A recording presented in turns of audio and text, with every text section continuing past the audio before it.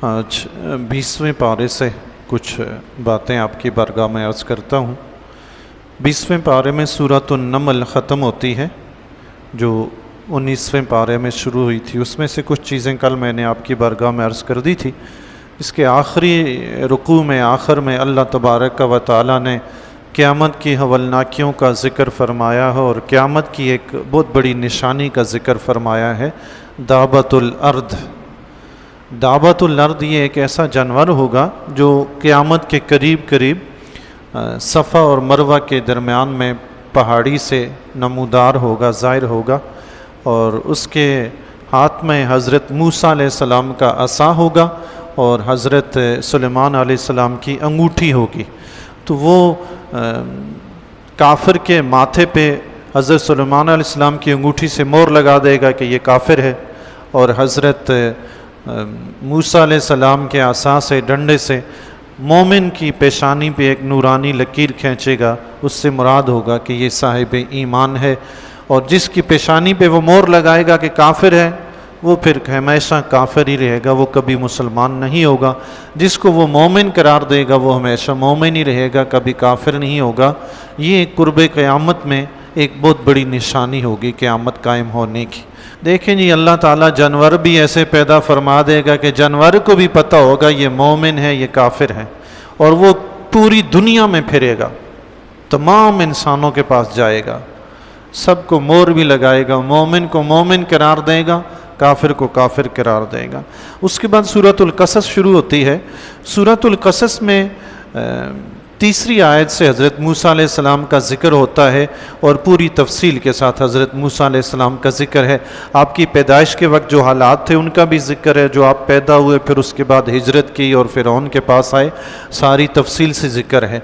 मूसा अलैहिस्सलाम जब पैदा हुए थे जिस दौर में, उस दौर में फ़िरौन को उसके नजूमियों ने बताया था कि एक बच्चा पैदा होने वाला है जो तुम्हारी सल्तनत को तबाह कर देगा, तो बनी इसराइल से होगा। उसने ऐलान कर दिया कि बनी इसराइल में जितने भी बच्चे पैदा हों सबको कत्ल कर दिया जाए, और जो बच्चियां पैदा हों उनको ज़िंदा रखा जाए।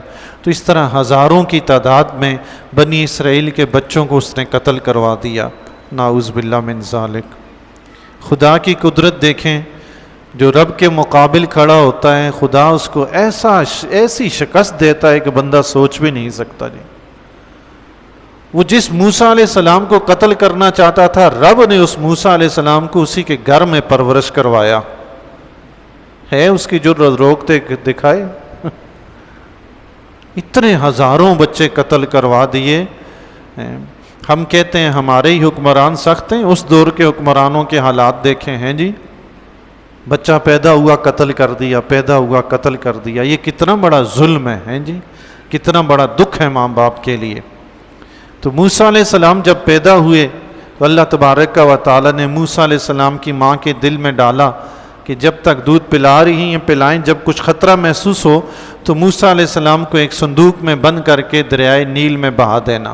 सुभान अल्लाह। उन्होंने ऐसा ही किया। मूसा अलैहिस्सलाम को एक लकड़ी के संदूक में बंद किया और दरियाए नील में बहा दिया। देखें जी, खुदा की कुदरत है, वो मालिक कायनात कैसे कैसे काम कर जाता है, इंसान की सोच से भी वरा है। सुभान अल्लाह। चंद दिन का बच्चा है, लकड़ी के संदूक में दरियाए नील में बहता हुआ जा रहा है। दरियाए नील से एक नहर निकलकर फ़िरौन के महल की तरफ जाती थी। पूरा जिक्र है सूरह कसस में कि फ़िरौन के पास मूसा अलैहिस्सलाम कैसे पहुँचे। ये होता ना, तफसीर की बात होती है, उलमाए किराम बयान फरमा रहे होते, तो हो सकता है लोग कहते जी ये मौलवियों की घड़ी हुई बातें हैं। ये तो खुद कुरान बयान करता है, घड़ी हुई तो नहीं है ये। मूसा अलैहिस्सलाम का संदूक दरियाए नील में बहता गया तो मूसा अलैहिस्सलाम की वालदा ने हज़रत मूसा अलैहिस्सलाम की बहन मरियम, एक मरियम हज़रत ईसा अलैहिस्सलाम की माँ है, जो मूसा अलैहिस्सलाम के हज़ारों साल बाद की हैं, सैकड़ों साल बाद की हैं, ये आपकी बहन है, इनका नाम भी मरियम है। उनसे कहा कि तुम संदूक को देखती देखती साथ जाओ कि ये कहाँ जाता है। अब संदूक दरियाए नील में बहता हुआ जा रहा है। वो नहर दरियाए नील से जो फ़िरौन के महल की तरफ जाती थी, संदूक उस नहर की तरफ मुड़ गया। सुभान तेरी। देखें ना कैसा रास्ता, कश्ती खुद चल रही है। सुभान तेरी कुदरत मेरे मौला। वो फ़िरौन के महल के पास संदूक پہنچا خدام نے دیکھا کہ یہ اس طرح کا صندوق ہے. حضرت آسیہ رضی اللہ تعالیٰ عنہ وہیں بیٹھی دیکھ رہی تھی. خدام سے کہا کہ یہ لے کے آؤ, کیسا صندوق ہے. جب وہ اٹھا کر لائے تو صندوق کھول کر دیکھا تو اس کے اندر انتہائی خوبصورت بچہ ہے. سبحان اللہ, اللہ اللہ. ایک تو ویسے ہی اللہ نے حسن و جمال دیا تھا, پھر اوپر سے نبوت کے انوار تھے. سبحان تیری قدرت. اللہ کا ولی اگر آپ کو مل جائے نا جی کچھ دیر کے لیے, آپ کے دل کی دنیا بدل جائے گی. ایک ولی جو نبی کے غلام ہوتے ہیں, نبی مل جائیں تو دل کی دنیا نہ بدلے تو کیا. سبحان تیری قدرت. حضرت آسیہ رضی اللہ تعالیٰ عنہ نے جب دیکھا تو فدا ہو گئی حضرت موسیٰ علیہ السلام پہ. فرعون نے بھی دیکھا, فرعون نے کہا ہو سکتا ہے یہ وہی بچہ ہو, اس کو قتل کیا جائے.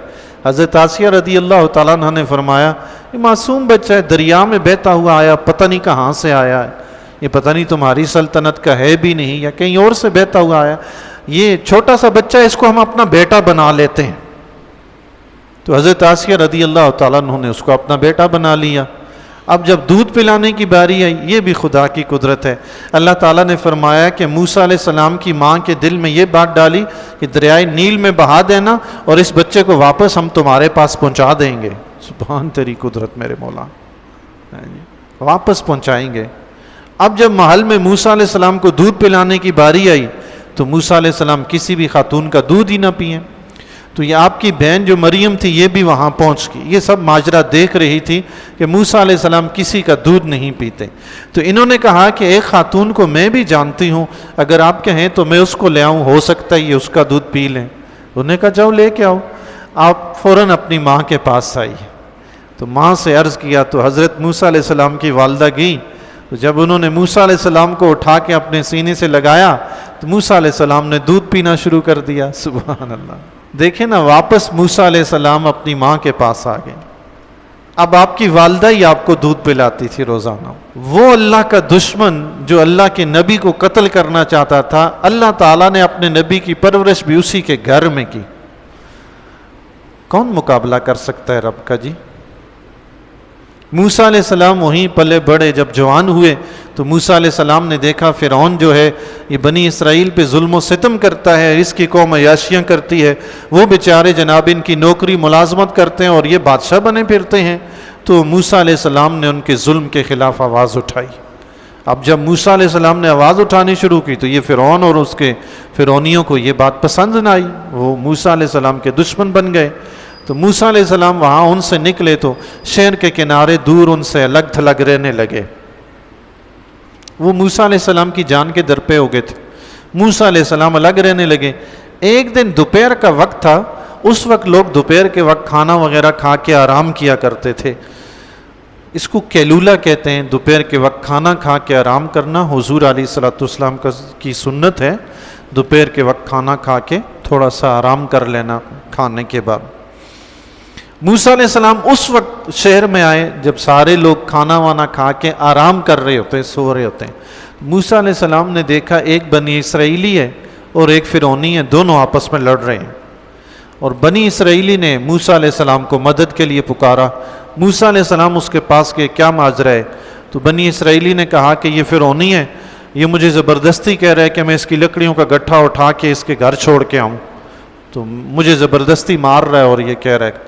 موسیٰ علیہ السلام جلال میں آئے تو اس کو سمجھایا, اس نے بھی کوئی بات کی تو موسیٰ علیہ السلام نے ایک مکہ کھینچ کے دے مارا فرعونی کو. اب مکہ موسیٰ علیہ السلام کا تھا, وہ بیچارہ برداشت نہ کر سکا, وہی مر گیا.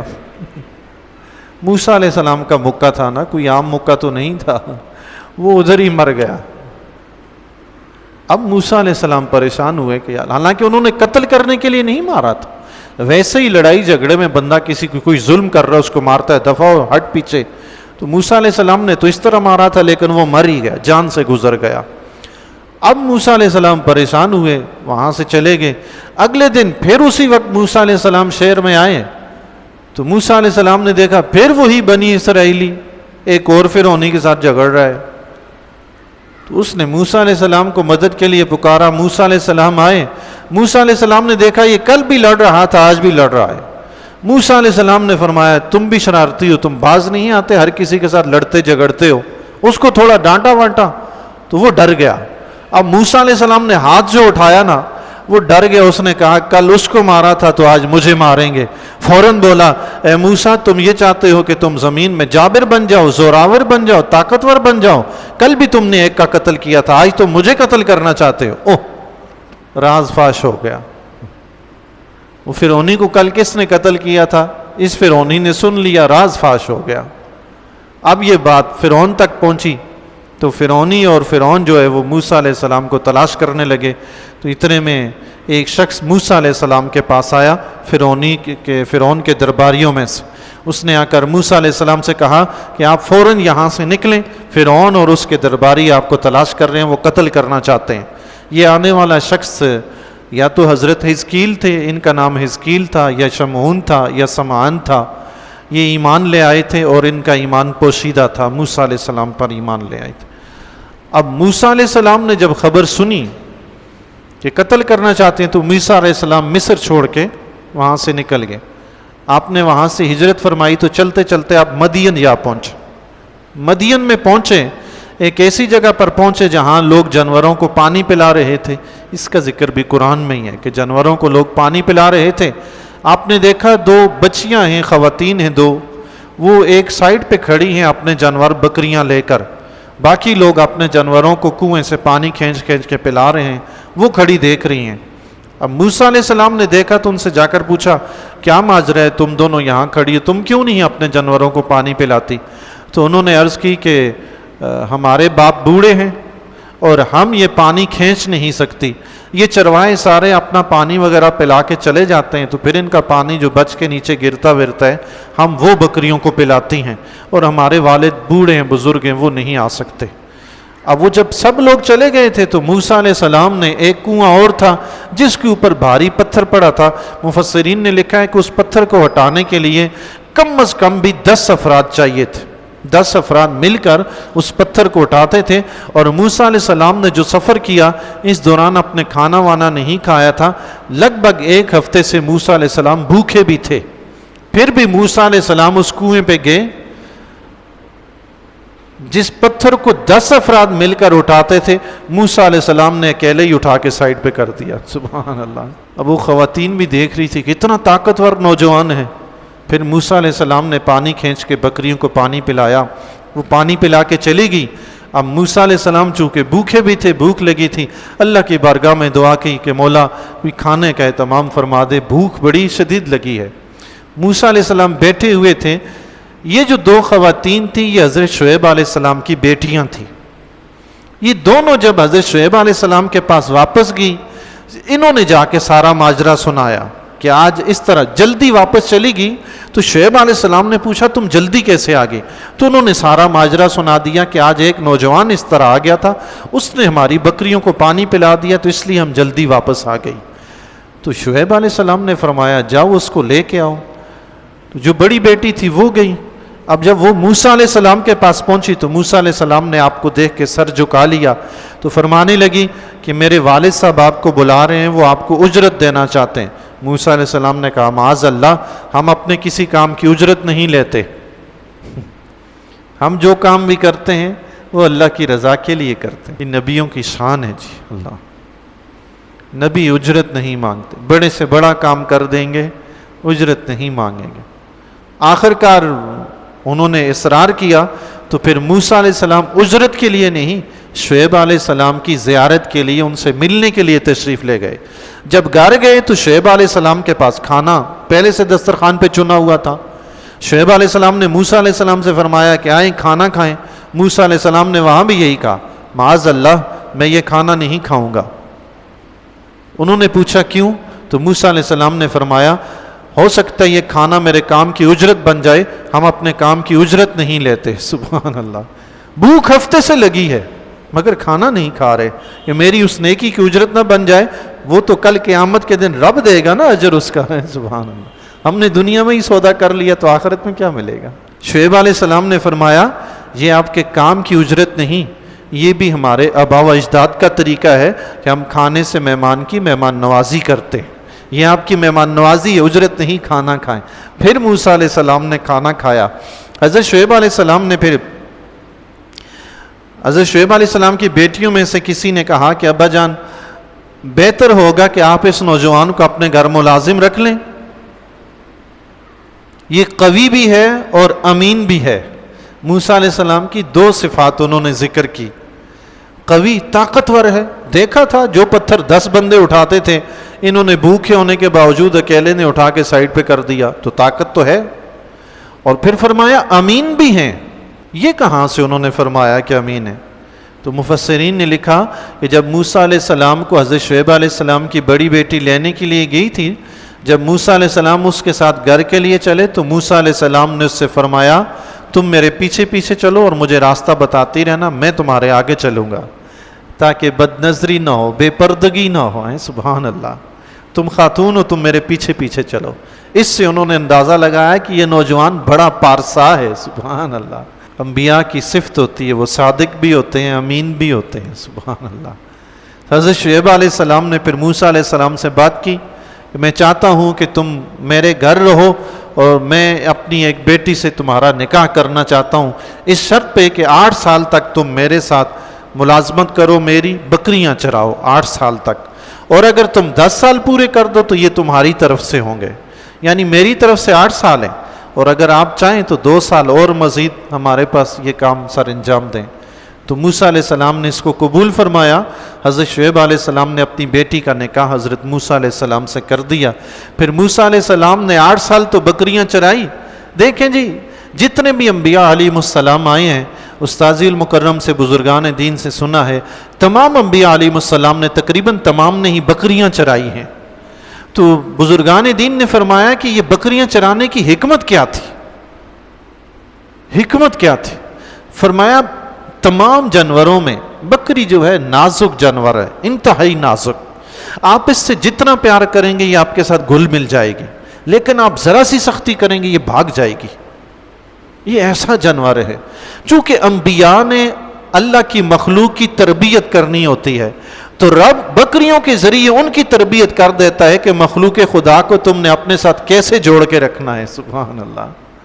موسیٰ علیہ السلام بکریاں چرا رہے تھے، اسی دوران یہ 8 سال جو ملازمت کی وہاں پہ حضرت ابن عباس رضی اللہ تعالیٰ کا فرمان گرامی ہے، آپ نے پورے 10 سال بکریاں چرائی۔ 8 سال جو شرط کے تھے، 2 سال اوپر سے اپنی طرف سے بھی چرائی، 10 سال پورے چرائی۔ تو حضرت موسیٰ علیہ السلام کی بکری ایک مرتبہ شام کو جب واپس لا رہے تھے، بکری بھاگ گئی۔ موسیٰ علیہ السلام اس کے پیچھے دوڑے پکڑنے کے لیے کہ واپس ریوڑ میں لے کے آئیں، لیکن بکری بھاگتی جا رہی ہے۔ یہ بکری کی عادت ہے جی، اس کو آپ اس کے پیچھے دوڑیں گے وہ اور آگے دوڑے گی۔ کچھ عرصہ ہم نے بھی یہ کام کیا تھا، خدا کا شکر ہے، بچپن میں کیا تھا، اس وقت تو نہیں پتا تھا کہ یہ انبیاء کی سنت ہے۔ تجربہ اس حوالے سے بڑا ہوا تھا کہ بکری بڑا تنگ کرتی ہے، اللہ تعالیٰ معاف فرمائے۔ موسیٰ علیہ السلام اس کے پیچھے دوڑ رہے ہیں، بکری آگے آگے دوڑے جا رہی ہے۔ بکری بھی تھک گئی، موسیٰ علیہ السلام بھی تھک گئے۔ موسیٰ علیہ السلام کے پاؤں میں نالین بھی نہیں ہے، ننگے پاؤں اس کے پیچھے، پاؤں زخمی بھی ہو گئے، مگر پھر بھی بکری کے پیچھے دوڑے جا رہے ہیں۔ آخر کار بکری تھک کے بیٹھی، موسیٰ علیہ السلام اس کے پاس پہنچے۔ مجھے یاد ہے ہمارے ساتھ اگر کبھی ایسا واقعہ ہو جاتا تھا، بکری کو بہت مارتے تھے ہم پکڑ کے، اللہ معاف فرمائے۔ تو بڑا غصہ آتا تھا، بڑا جلا، دوڑ دوڑ کے بندہ تھک جائے، بکری قابو نہ آئے، اللہ معاف فرمائے۔ موسیٰ علیہ السلام نے کیا کیا؟ بکری تھک کے بیٹھ گئی، موسیٰ علیہ السلام اس کے پاس پہنچے، اسے پکڑا اور دلاسا دیا، اس پہ ہاتھ پھیرا، فرمایا تمہیں میری فکر نہ تھی نہ سی، تمہیں اپنی بھی فکر نہیں ہے کہ رات ڈرائیور سے لگ رہو گی تو کوئی بھیڑیا تمہیں کھا جائے گا؟ اللہ اللہ، کیسی شفقت فرمائی۔ یہ تربیت رب انبیاء علیہ السلام کی فرما رہا ہے کہ یہ مخلوق جو ہے جانوروں کی طرح بھاگے گی اور تم نے انہیں اپنے دامن رحمت میں یوں لینا ہے۔ سبحان اللہ۔ اللہ، انبیاء یوں ہی اپنے دام دیکھیں نا، حضور علیہ الصلوۃ والسلام کی سیرت مبارکہ پڑھیں، آپ نماز پڑھ رہے اونٹ کی اوجری لا کے سر پہ رکھ دی، آپ راستے میں چل رہے ہیں کانٹے بچھا دیے، طائف کی وادی میں تبلیغ کے لیے کہ پتھر مار مار کے لہو لہان کر دیا۔ کیا سلوک کرتی ہے عوام انبیاء کے ساتھ، اور پھر نبی ہمیشہ اپنا دامن رحمت وسیع رکھتے ہیں۔ سبحان اللہ، ہمیشہ مخلوق کو اپنے دامن رحمت میں جگہ دیتے ہیں۔ اللہ اکبر۔ تو موسیٰ علیہ السلام نے 10 سال بکریاں چرائی، اس کے بعد موسیٰ علیہ السلام واپس مصر تشریف لائے۔ تو راستے میں آتے ہوئے آپ کے ساتھ آپ کی زوجہ محترمہ تھی، وادی طور پہ پہنچے، کل بھی میں نے آپ سے عرض کیا تھا، وہی واقعہ دوبارہ سورہ قصص میں ذکر ہے۔ وادی طور پہ پہنچے تو آگ لینے کے لیے کوہ طور پہ گئے تو اللہ تعالیٰ سے ہم کلام ہوئے، اللہ تعالیٰ نے آپ کو 2 معجزے بھی عطا فرمائے، اور حضرت ہارون علیہ السلام کو آپ کی دعا سے نبوت بھی عطا فرمائی۔ پھر ان دونوں حضرات کو فرعون کے پاس جانے کا حکم ہوا۔ جب یہ دونوں فرعون کے پاس گئے، موسیٰ علیہ السلام نے اپنے معجزات بھی دکھائے، تو فرعون نے تکبر کیا، موسیٰ علیہ السلام کی بات نہ مانی اور موسیٰ علیہ السلام کو جادوگر کہنے لگا۔ اس کے بعد حضرت موسیٰ علیہ السلام کی اس تفصیل کے بعد اللہ تبارک و تعالیٰ نے حضور نبی اکرم صلی اللہ تعالیٰ علیہ وسلم کو خطاب فرمایا ہے، اور کچھ پند و نصائح ہیں حضور کے لیے بھی اور آپ کی امت کے لیے بھی۔ پھر اس کے بعد قارون کا ذکر ہے۔ یہ موسیٰ علیہ السلام کے زمانہ میں بہت بڑا امیر شخص تھا، موسیٰ علیہ السلام کا چچا زاد بھائی تھا، تورات کا عالم تھا، لوگ اس کی بڑی عزت کرتے تھے۔ پہلے اتنا امیر نہیں تھا، لیکن اللہ تبارک و تعالیٰ نے اسے دولت سے نوازا، کافی امیر ہو گیا، بہت زیادہ، حتیٰ کہ اس کے خزانے کی چابیاں بھی کہتے ہیں کئی اونٹوں پہ، غالباً 70 اونٹوں پہ یا 700 اونٹوں پہ، اس طرح مجھے یاد نہیں رہا، اس کی چابیاں اونٹوں پہ لاد کے لے جائی جاتی تھی، سبحان اللہ، اتنے اس کے خزانے ہو گئے تھے۔ جب زکوٰۃ کا حکم نازل ہوا تو موسیٰ علیہ السلام نے اس سے زکوٰۃ کا حکم دیا کہ مال میں سے زکوٰۃ ادا کرو، تو یہ مال تمہیں اللہ نے دیا ہے، تم دنیا کے حصے کا بھی خیال رکھو، آخرت کے حصے کا بھی خیال رکھو، اللہ کی مخلوق کے ساتھ بھلائی کرو، زکوٰۃ بھی ادا کرو۔ تو وہ حضرت موسیٰ علیہ السلام کے گھر آیا، اس نے آ کر کہا کہ جی میں 40واں حصہ زکوٰۃ نہیں دے سکتا، اتنا نہیں دے سکتا، اتنا نہیں دے سکتا، حتیٰ کہ کرتے کرتے 1000ویں حصے پر راضی ہوا، یعنی 1000 روپے میں سے 1 روپیہ زکوٰۃ دوں گا۔ موسیٰ علیہ السلام نے فرمایا اچھا یہ بھی ٹھیک ہے، تو یہی زکوٰۃ ادا کر دے۔ وہ گھر گیا، جب اس نے حساب کیا تو وہ بھی لاکھوں کروڑوں میں چلا گیا حساب، 1000واں حصہ بھی آپ اندازہ لگائیں۔ اس نے جو اپنا گھر بنایا ہوا تھا اس کا دروازہ سونے کا تھا اور دیواروں پہ سونے کے تختے لگائے ہوئے تھے۔ آپ اندازہ لگا لیں پھر کتنا امیر شخص ہوگا وہ۔ تو موسیٰ علیہ السلام کی جب اس نے یہ زکوٰۃ والی بات سنی، حساب کیا، تو پتہ چلا یہ تو اچھی خاصی مقدار میں مال بنتا ہے، اب کیا کیا جائے؟ تو اس کا دل خراب ہو گیا۔ اس نے بنی اسرائیل کے کچھ افراد جو اس کے گھر آتے جاتے تھے، کھانا کھاتے تھے، عموماً ہوتا ہے معاشرے میں جہاں کہیں ٹکڑ مل جائے کھانے پینے کو کچھ تھوڑا بہت نا، تو لوگ وہاں پہ جنگٹھا لگا رہتا ہے، دوستیاں لگی رہتی ہیں، وہ بھی جا کر اس کے پاس اٹھتے بیٹھتے تھے۔ اس نے بنی اسرائیلیوں سے کہا کہ دیکھو کل تک موسیٰ علیہ السلام نے جو کچھ کہا ہم نے سب ان کی بات مانی سنی، اب موسیٰ علیہ السلام یہ چاہتے ہیں کہ وہ ہمارے اموال پہ قبضہ کر لیں، تو یہ تو نہیں ہو سکتا نا۔ اب موسیٰ علیہ السلام نے یہ کیا، انہوں نے کہا پھر آپ بتائیں کیا کریں؟ اس نے کہا اس کی ایک ترکیب سوچتے ہیں کہ موسیٰ علیہ السلام سے جان چھوٹے، یہ تو ہمارے مال پہ قبضہ کرنا چاہتے ہیں۔ اس مردود انسان نے حضرت موسیٰ علیہ السلام نے اس سے فرمایا یہ مال تمہیں اللہ نے دیا ہے؟ تو اس نے کہا تھا، قرآن کہتا ہے کہ اس نے کہا یہ تو میں نے اپنے علم کے ذریعے حاصل کیا ہے، یہ تو میری محنت ہے بھائی، یہ تو میرا ہنر ہے۔ بھائی ہماری محنت ہو کچھ بھی ہو دیتا رب ہی ہے۔ کسان کیا کرتا ہے؟ کھیت میں ہل چلاتا ہے، محنت نہیں کرتا کیا؟ کھیت کو پانی دیتا ہے، محنت نہیں کرتا کیا؟ رب دانا ہی نہ اگائے تو کسان کی جرت ہے اگانے کی؟ ہم محنت مزدوری کرتے ہیں، جا کے ملازمت کرتے ہیں، اس سیٹ ہمیں تنخواہ ہی نہ دے، جرت ہے لینے کی؟ نہیں لے سکتے بھائی، ایک طاقتور شخص کا مقابلہ ہم نہیں کر سکتے۔ تو وہ دیتا کون ہے؟ رب دیتا ہے، رب دلواتا ہے۔ اس نے کہا جو کچھ بھی کمایا میں نے اپنے ہنر سے، اپنے علم سے کمایا ہے۔ اس نے پھر سازش یہ کی کہ ایک بدکار عورت کو حضرت موسیٰ علیہ السلام پر الزام لگانے کے لیے تیار کیا، 1,00,000 دینار اور 1,00,000 درہم یا 40 لاکھ اس طرح، واللہ تعالیٰ علم و رسول عالم۔ اس نے اس بدکار عورت کو دیے اور یہ کہا کہ تم نے بھرے مجمع میں موسیٰ علیہ السلام پہ اس طرح کی تہمت لگانی ہے۔ اگلے دن موسیٰ علیہ السلام کے پاس گیا، بنی اسرائیل کو ایک جگہ اکٹھا کیا، وہ موسیٰ علیہ السلام کے پاس گیا کہ بنی اسرائیل آپ کا انتظار کر رہے ہیں، آئیں آپ واعظ و نصیحت فرمائیں۔ اب موسیٰ علیہ السلام تشریف لے آئے، موسیٰ علیہ السلام آئے تو آپ نے واعظ و نصیحت شروع کیا اور فرمایا کہ چور کی سزا یہ ہے کہ چوری کرے تو اس کا ہاتھ کاٹ دیا جائے، اور بدکار کی سزا یہ ہے کہ اگر اس کی اپنی بیوی موجود ہو پھر بھی وہ بدکاری کرے تو اس کی سزا یہ ہے کہ اسے سنسار کر دیا جائے، اور اگر بیوی نہیں ہے پھر بدکاری کرتا ہے تو اس کی سزا ہے اسے 100 کوڑے مارے جائیں۔ یہ قارون کھڑا ہو گیا، اس نے کہا یہ حکم سب کے لیے ہے، آپ کے لیے بھی ہے یا صرف ہمارے لیے ہے؟ موسیٰ علیہ السلام نے کہا نہیں، یہ سب کے لیے یہی حکم ہے۔ تو کہنے لگا کہ ایک عورت ہے جو آپ کے بارے میں کہتی ہے کہ آپ نے کچھ حرکت کی ہے۔ موسیٰ علیہ السلام تو جلال میں آ گئے، فرمایا بلاؤ اس عورت کو۔ اب جب اس عورت کو بلایا گیا تو موسیٰ علیہ السلام نے فرمایا تمہیں اس اللہ کی قسم ہے جس نے بنی اسرائیل کے لیے دریا کو پھاڑ کے اس کے لیے راستے بنائے تھے، بتاؤ کیا بات ہے اصل۔